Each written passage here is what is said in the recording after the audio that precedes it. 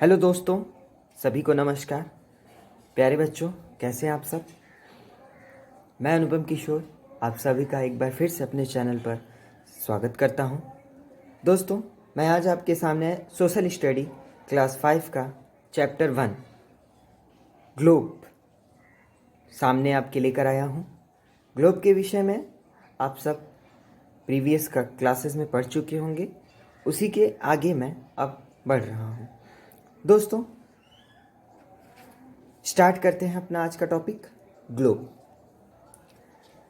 दोस्तों, आप जैसा कि आप जानते ही हैं, जो अर्थ है जो हमारी पृथ्वी है, जो हमारी अर्थ है, वो क्या है? स्फेरिकल है। स्फेरिकल का मतलब वो एक गोल शेप बनाती है। ऐसे देखिए,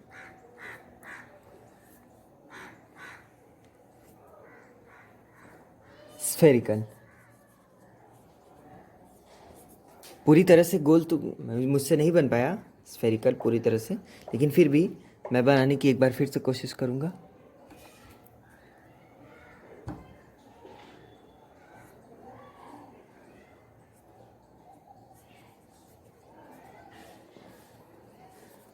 स्फेरिकल, ठीक है। The earth is spherical in shape यानी आकार में पृथ्वी कैसी है? हमारी आकार में हमारी पृथ्वी जो है वो गोल है। इसके बाद आगे बढ़ते हैं। The earth is the only planet, यहाँ देखिए, only planet were life is possible. क्या पॉसिबल है? लाइफ पॉसिबल है। आप सभी जानते होंगे क्यों पॉसिबल है। इसका आंसर यहाँ पे देखिए दिया है मैंने, because air, water, atmosphere etcetera. यानी तीन मुख्य बातें जो थीं वो थीं एयर, वाटर और एटमॉस्फेयर। ये तीनों चीज़ों के कारण हमारे पृथ्वी, हमारी अर्थ पे लाइफ जो है वो पॉसिबल है। इसके पहले आप लोग सब जानते ही होंगे, हमारी पृथ्वी जो है वो सूर्य के चारों ओर चक्कर लगाती रहती है। ये जो चक्कर है उसका एक साल यानी 365 एंड 1/4 डेज में ये पूरा करती है। पृथ्वी जो है सूर्य का एक चक्कर 365 दिन में पूरा करती है। ठीक है दोस्तों, आगे बढ़ते हैं। पृथ्वी अपने अक्ष पर भी घूमती है। पृथ्वी जो है वो सूर्य का चक्कर तो लगाती रहती है, इसके साथ ही साथ वह अपने अक्ष पर भी घूमती रहती है। मतलब पृथ्वी जो है सन के अराउंड रिवॉल्व करती है। जैसे मान लीजिए ये है सन, तो जो पृथ्वी है वो इसके चारों ओर ऐसे घूमती रहती है।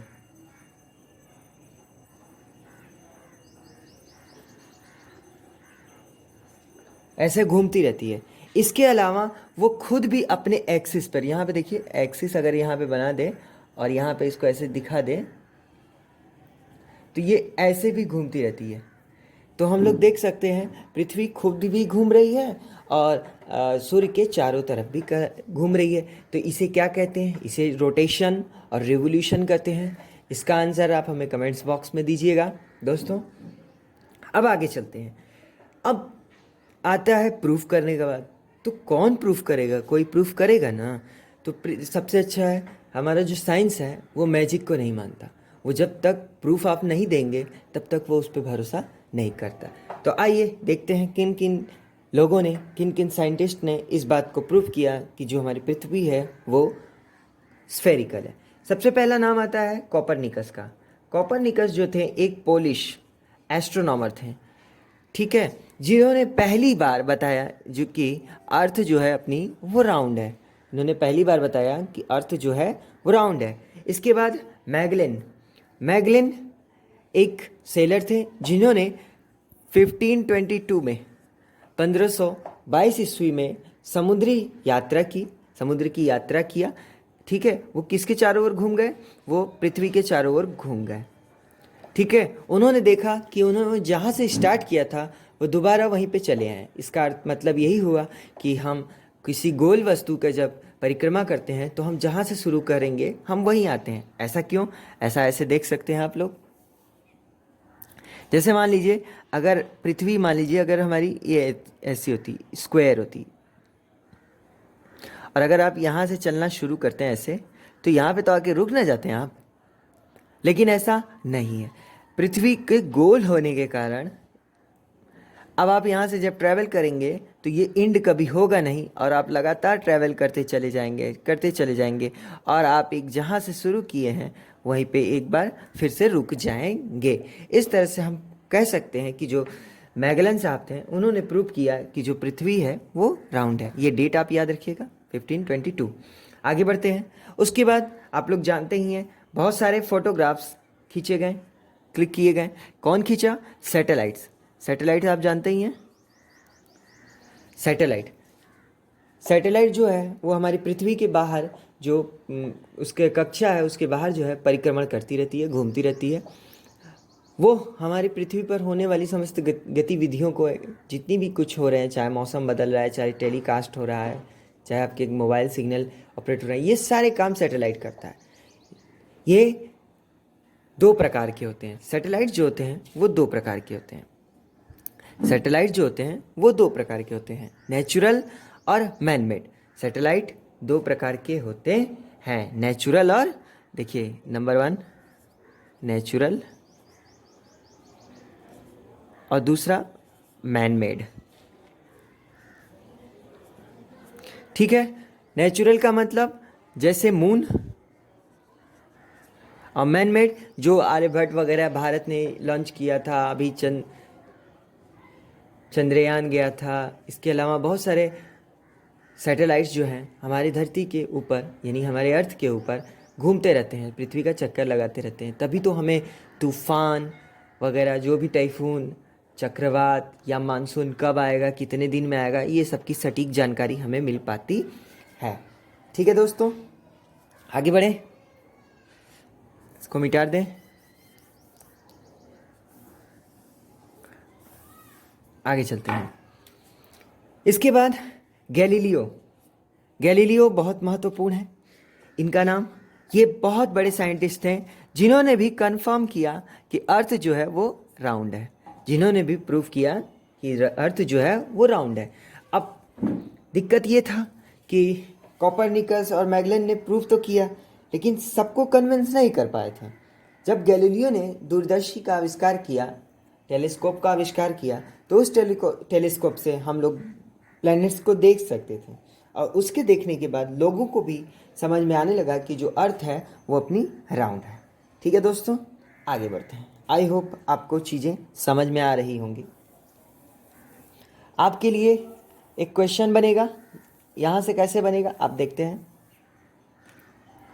यहाँ से क्वेश्चन बनेगा। पहला क्वेश्चन है, आपसे पूछेगा, चलिए दोस्तों अब आपसे पूछा जाएगा, पहला क्वेश्चन यहीं से बन जाएगा कि अर्थ पे लाइफ पॉसिबल क्यों है, पृथ्वी पर जीवन पॉसिबल यानी संभव क्यों है, पृथ्वी पर जीवन संभव क्यों है।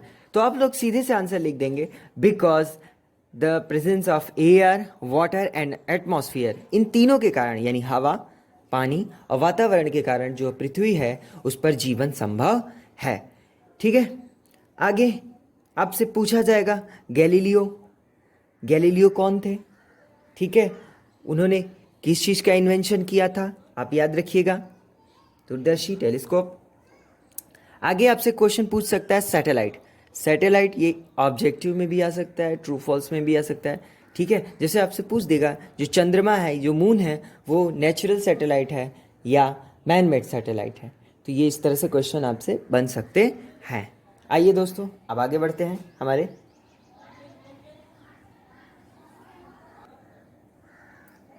आगे देखते हैं, हम अपने अर्थ के सरफेस को देख लेते हैं, सरफेस कैसा है। ठीक है, तो दोस्तों हाँ, हम जैसा कि अब जानते हैं कि हमारी अर्थ जो है वो ब्लू प्लैनेट कहलाती है। क्यों कहलाती है? क्योंकि इसके अधिक से अधिक भाग पे यानी आधे से अधिक भाग पे, ठीक है, वो क्या है, वो वाटर है। तो स्पेस से देखने पर ये जो वाटर है और इसके ऊपर जो एटमॉस्फेयर है, इसमें जो सूक्ष्म कण होते हैं उनके कारण रिफ्लेक्शन होता है, जिसके कारण वो ब्लू कलर का दिखता है। आगे आते हैं दोस्तों, देखते हैं कवर्ड, जो हमारा लैंड अर्थ का सरफेस है वो कवर्ड है। किससे कवर्ड है? लैंड से और वाटर से। ठीक है, अब लैंड से कितना, तो हम लोग देखते हैं जो इसका सरफेस है ऐसे यहाँ से निकाल लेते हैं, तो जो लैंड है और यहाँ से एक आया आपका वाटर। वाटर जो है वो 70% है, और जो बच गया वो क्या है, कितना बच गया, जो भी रेस्ट बच गया अपना, वो अपना लैंड हो गया, यानी ज़मीन हो गई, ज़मीन हो गई, ठीक है। और यहाँ पे हो गया पानी। क्लियर? आगे आते हैं। The water bodies are called ocean. अब देखिए जो 70% वाला जो हिस्सा है उसे कहते हैं ओशन, महासागर।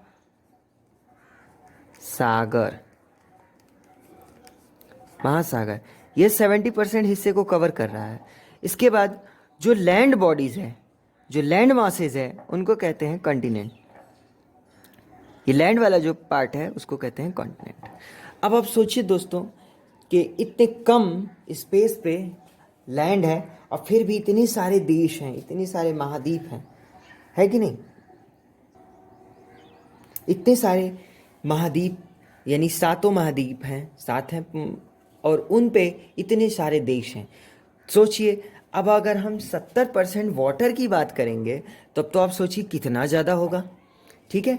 तो आइए हम लोग ओशन को देख लेते हैं। जो मेन है वो है पैसिफिक, अटलांटिक, इंडियन और आर्कटिक। ये चारों नाम याद रखिएगा दोस्तों, ये एग्ज़ाम में पूछे जाते हैं।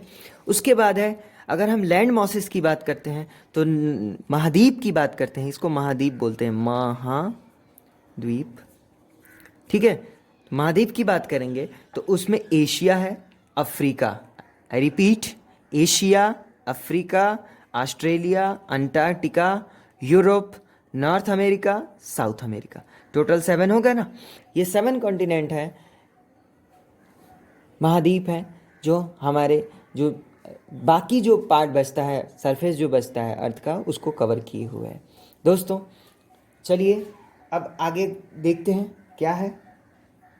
तो जो पैसिफिक ओशन है, जो पैसिफिक ओशन है ये सबसे बड़ा है, लार्जेस्ट ओशन सबसे बड़ा है। और जो एशिया है वो यहाँ पे सबसे बड़ा है। यानी अगर हम बात करें एशिया की, यहाँ पे साफ साफ लिख देते हैं, एशिया की बात करते हैं तो एशिया महाद्वीप जो है वो सबसे बड़ा महाद्वीप है, सबसे बड़ा, ठीक है। और जो पैसिफिक ओशन है, पैसिफिक ओशन जो है वो भी सबसे बड़ा है, ठीक है। लेकिन क्या है, ये ओशन है, ठीक है। क्लियर? आई थिंक आप लोग को क्लियर हो गया होगा। अब आते हैं यहाँ तक, देखते हैं फिर यहाँ से क्वेश्चन क्या बन रहा है। तो सबसे पहले पूछा जाएगा आपसे कि जो महासागर है, जो ओशन है, वो कितने परसेंट सरफेस को, कितने परसेंट सरफेस, अर्थ के कितने परसेंट सरफेस को कवर करते हैं। तो आप लोग 70% देख लीजिएगा। इसके बाद आपसे पूछ सकते हैं कि ओशन जितने भी होते हैं, चारों जो मुख्य हमने यहाँ पे लिख दिया है, इन चारों के आपसे नाम पूछ सकते हैं। या कॉन्टिनेंट जितने होते हैं 1 2 3 4 5 6 7, ये 7 का आपसे नाम पूछा जा सकता है। तो ये नाम आप याद रखिएगा। इसके बाद 2 इंपॉर्टेंट लाइन जो मैंने यहाँ लिखा है, एशिया जो है वो सबसे बड़ा महाद्वीप है और पैसिफिक ओशन जो है वो सबसे बड़ा महासागर है। ये दोनों बातें आप लोग ध्यान रखिएगा, यहाँ से आपसे ऐसे क्वेश्चन पूछा जा सकता है। एक एग्जाम्पल देके बताते हैं। जैसे आपसे पूछा जाएगा इंडियन ओशन दुनिया का सबसे बड़ा महासागर है। इंडियन ओशन धरती का, अपने अर्थ का सबसे बड़ा महासागर है। ये स्टेटमेंट सही है या गलत? तो आप लोग बोलेंगे ये स्टेटमेंट गलत है। दोस्तों आप सब एक बार इस जो मैंने लिखा है, आप सब इसका स्क्रीनशॉट ले लें,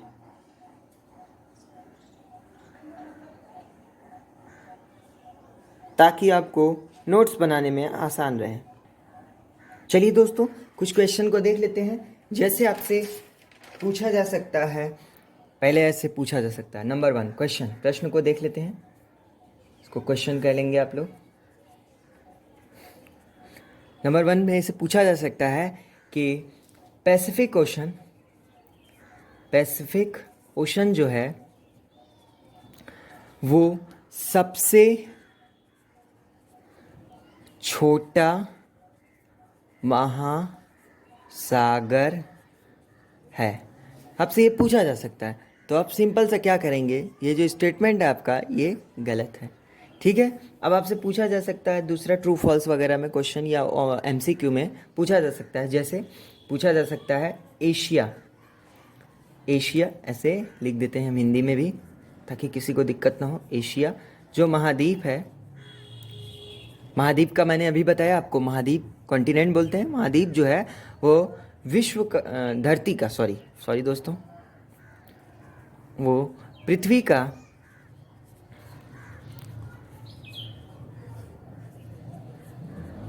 सबसे बड़ा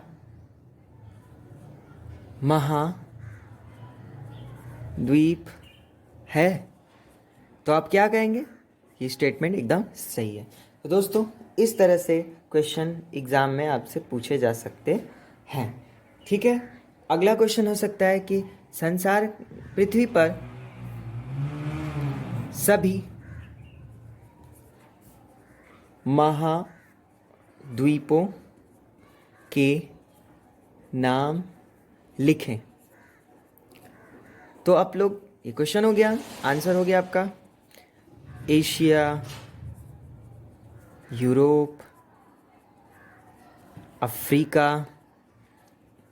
दोस्तों आप इसको आप होमवर्क में ऐसे कर दीजिए। ठीक है, इस तरह से एग्जाम में क्वेश्चन पूछे जाते हैं और आपको लिखना होगा। क्लियर है, आगे बढ़ें। आगे चलते हैं दोस्तों। अब फिर से जो अपनी टॉपिक चल रही थी, सरफेस की बात हो रही थी। सरफेस, क्या पृथ्वी का सरफेस एक जैसा है? तो नहीं, यहाँ पे इसका जो लैंड मॉसेज है, लैंड मॉसेज जो है वो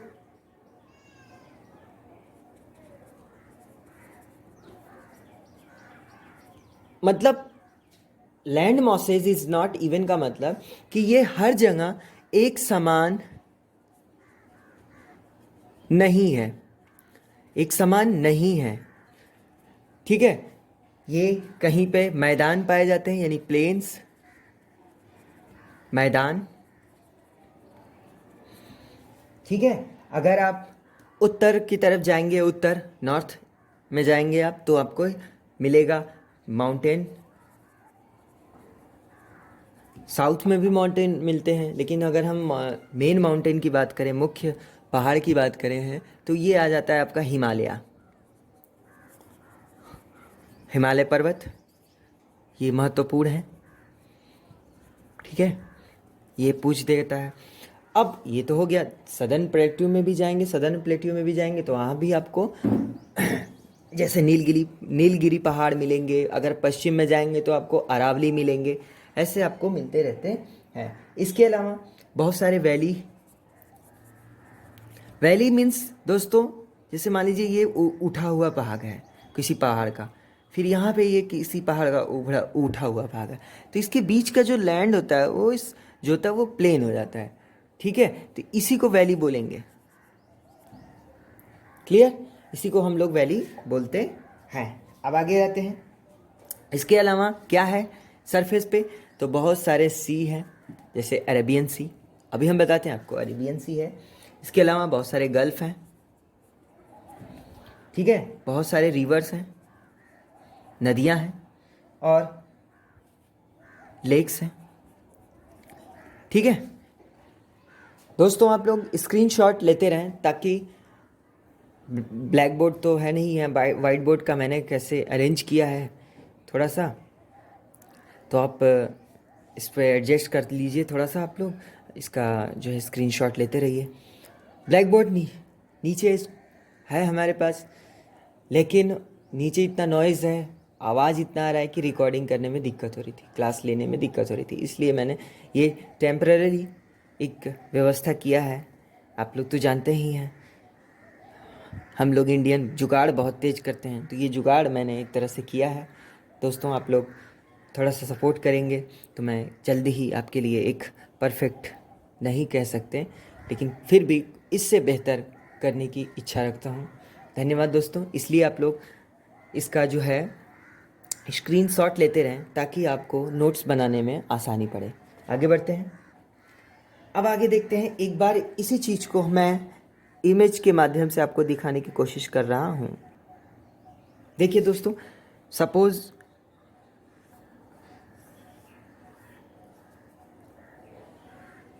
ये नॉर्थ है, साउथ हो गया, ईस्ट हो गया और वेस्ट हो गया। ठीक है, तो ये वाला रीजन जो अपना आता है इसी को प्लेट्यू बोलते हैं। ठीक है, यानी पठार बोलते हैं। ठीक है, इस रीजन में जब आप इधर देखेंगे इस साइड में यहाँ पे, तो आपको यहाँ पे बे ऑफ बंगाल मिलेगा। ठीक है, बंगाल की खाड़ी, बंगाल की खाड़ी।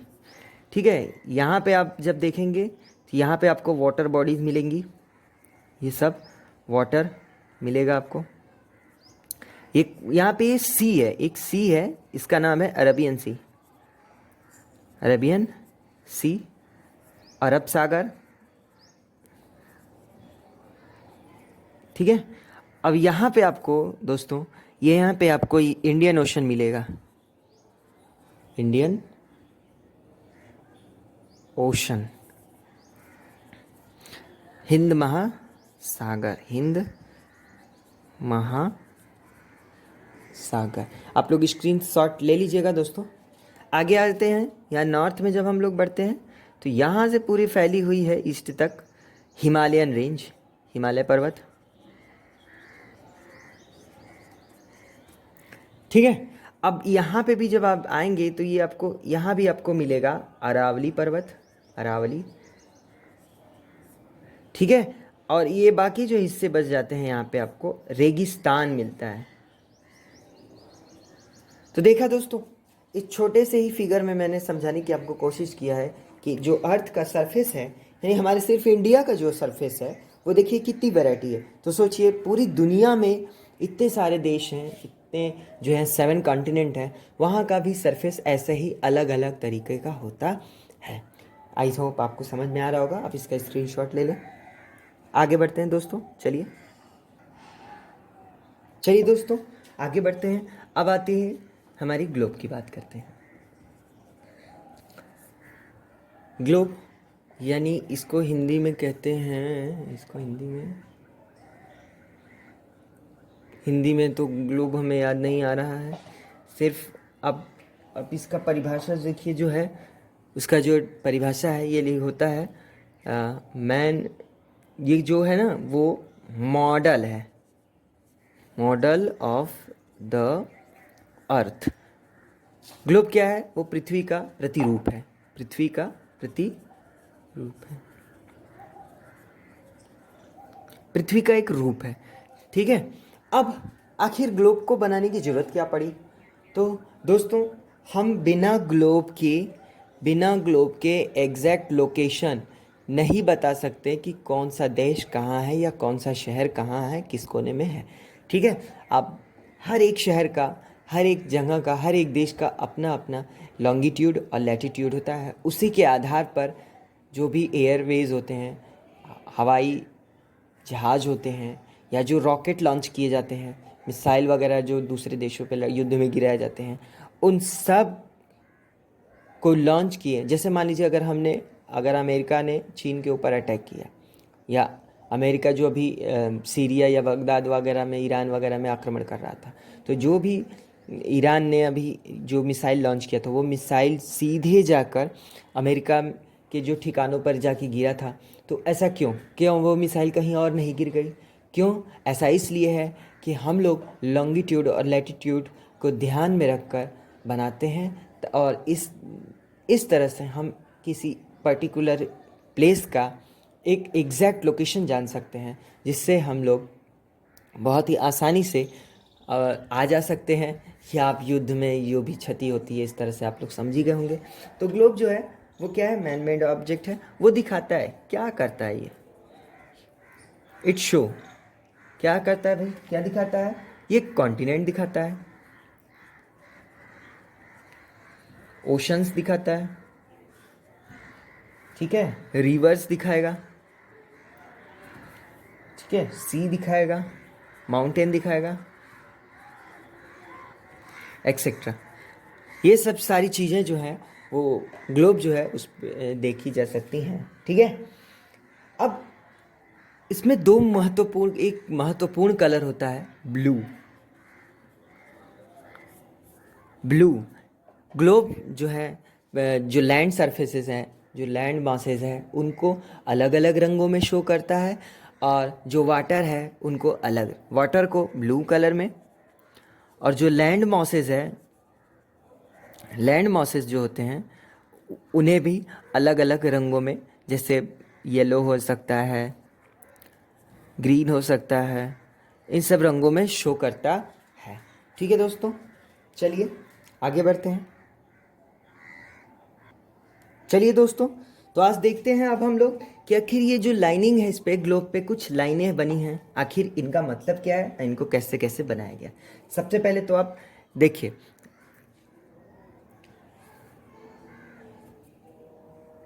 सपोज करिए ये ग्लोब मैंने बनाया, इसको ऐसे कर दिया, तो ये वाला जो हिस्सा होता है इसको एनपी बोलते हैं, यानी उत्तरी ध्रुव, ठीक है। ये वाला जो हिस्सा होता है उसको एसपी यानी दक्षिणी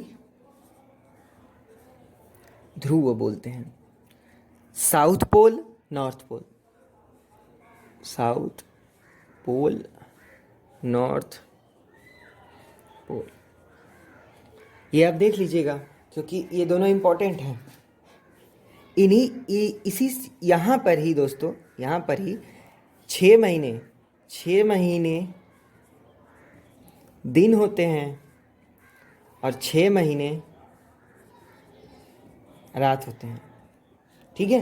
तो उत्तरी ध्रुव और दक्षिणी ध्रुव पे 6 महीने दिन और 6 महीने रात होते हैं। अब आगे आते हैं, कुछ और भी लाइनें हैं दोस्तों। मैं पहले ही आपको क्लियर कर दूं, ये जो लाइन है वो इमेजिनरी लाइन है, मतलब एक काल्पनिक रेखा है। ऐसी कोई रेखा धरती पर, पृथ्वी पर खींची नहीं गई है, ये सब काल्पनिक रेखाएं हैं, ठीक है। अब थोड़ा सा गोला नहीं बन पा रहा है, थोड़ा सा हमसे ड्राइंग मेरी ख़राब है दोस्तों, थोड़ा सा एडजस्ट कर लीजिएगा। अब आगे देखते हैं दूसरी लाइन कौन सी है भाई। ये एक दूसरी लाइन एकदम बीच से जाती है, इसको बोलेंगे 0 degree, 0 degree equator. Equator Hindi में इसे कहेंगे भूमध्य रेखा। क्या बोलेंगे दोस्तों? भूमध्य रेखा, ठीक है। आगे आते हैं, अब भूमध्य रेखा। अब आप दोस्तों एक चीज देख लीजिए ध्यान से,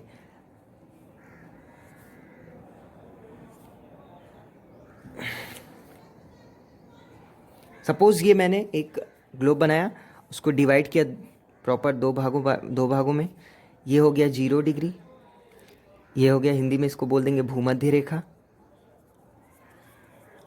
ठीक है दोस्तों।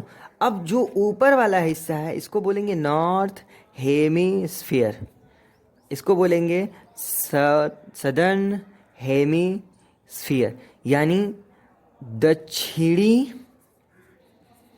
गोलार्ध, और इसे बोलेंगे उत्तरी गोलार्ध।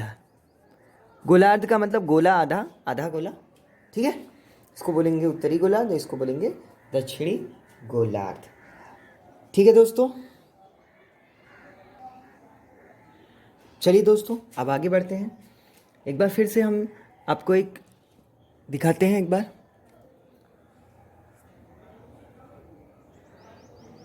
सपोज ये हो गया ग्लोब, ये हो गया उत्तरी गोलार्ध, ये हो गया दक्षिणी गोलार्ध,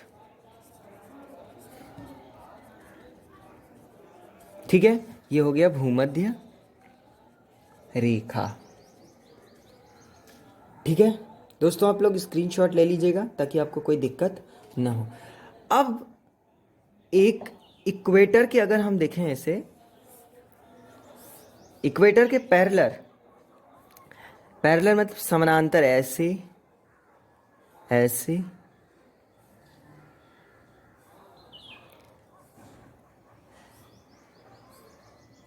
ऐसे लाइनें खींची गई हैं, ठीक है। इन्हें ही लैटिट्यूड्स कहते हैं, लैटिट्यूड,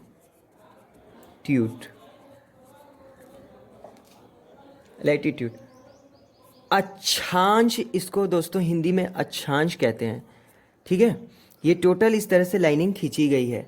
ऐसे ही उत्तरी गोलार्ध में भी खींची गई है और ऐसे ही दक्षिणी गोलार्ध, ठीक है। टोटल ऊपर 90 खींची गई है, नीचे भी 90 खींची गई है और ये प्लस, यानी ये हो गया 90 + 90 + 1, टोटल 181 ये लाइन खींची गई है। एग्जाम में ये दोस्तों आ जाता है, पूछता है कितनी लाइनें खींची गई हैं। अब आप लोग समझ गए होंगे, आगे बढ़ते हैं। अब दिक्कत ये आती है कि आखिर ये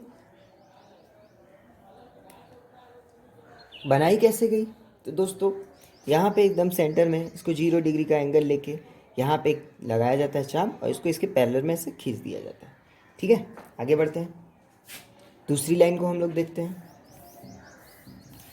दूसरी लाइन है हमारी, अब आप लोग दोस्तों खरबूजा देखे होंगे, खरबूजा कुछ ऐसे शेप में आता है, ये ऐसे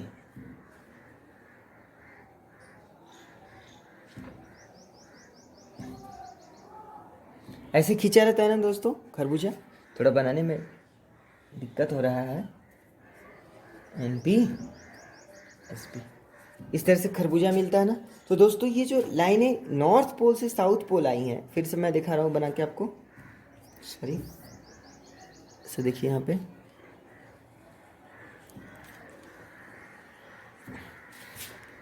ये नॉर्थ पोल हो गया था आपका और ये हो गया था आपका साउथ पोल। तो नॉर्थ पोल से लेके साउथ पोल पर ऐसे सेमी सर्कुलर लाइन खींची गई हैं, ठीक है।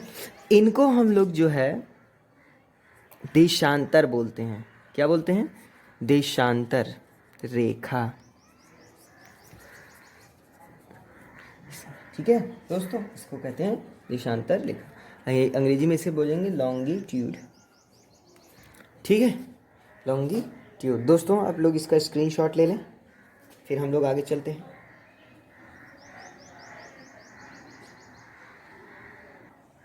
दोस्तों इस वीडियो को पूरा आप देखेंगे तो आपको ग्लोब से रिलेटेड सारे डाउट्स क्लियर हो जाएंगे। कृपया इसको पूरा देखें। अब आता है मेरिडियन। देखिए, जो ये नॉर्थ पोल से साउथ पोल पे लाइन खींची गई है, मतलब सपोज ये है, ये जो नॉर्थ पोल है NP, ये है SP, ठीक है। तो यहाँ से जो लाइन यहाँ तक खींची गई हैं इनको बोलते हैं मेरिडियन, ठीक है, इसको बोलेंगे मेरिडियन। इंग्लिश में भी इसको ऐसे ही लिख लेंगे, ठीक है। ये टोटल 360 इतनी जो है लाइनें टोटल खींची गई हैं, कहाँ से? नॉर्थ पोल से लेके साउथ पोल तक। क्लियर है? आई होप आपको समझ में आ रहा होगा। दोस्तों स्क्रीनशॉट ले लीजिएगा ताकि फिर कोई दिक्कत ना हो। क्लियर है? अब कुछ महत्वपूर्ण लाइनों को देख लें हम लोग, जो आती हैं आपकी लैटिट्यूड में, यानी देशांतर में, ऐसे NP और SP। मैंने आपको यहाँ पे इक्वेटर बताया था 0 डिग्री, ठीक है।